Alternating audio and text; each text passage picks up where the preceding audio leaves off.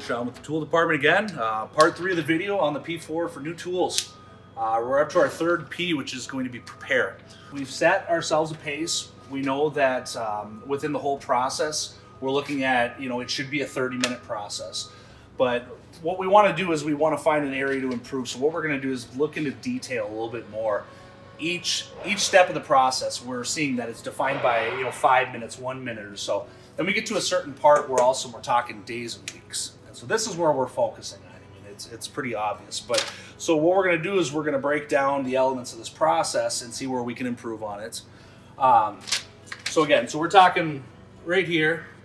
We're going to bring this down and we're going to further expand on this process. So in this exact instance, what the holdup is that we're in the back of the warehouse doing all of these points up until this data input where we are now tapping into another employee who has to do all this. So we're now walking the paperwork up to a different area of the building, and now there's a lot of waste that's starting to happen there. We're getting wasted motion. The huge one is waiting time, because again, it could be a day, it could be a week for it to get done. So instead, we're going to look down at this. Well, what really happens? Well, we gather our paperwork at our number station in the back of the house.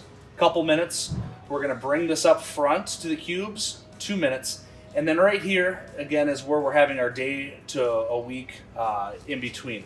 But if we were able to cut that out, just the straight process is 1 minute once you're on the program to receive on your PO, 5 minutes to put in the information into ToolWatch, another minute to create the tool, and you have a couple minutes as you bring the clipboard back to the number station.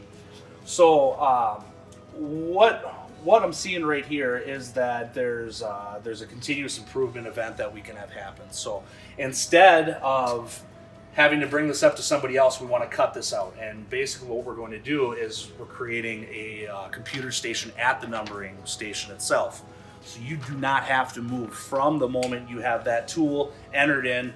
By the time you move, it's ready to go on the shelf or go to those back orders. So if we cut that out, if the new process then, I will be able to receive on the PO 1 minute, directly log our info into the computer, 5 minutes, tools created 1 minute, and we're already putting it on the shelf, sending it out, and verifying the rest.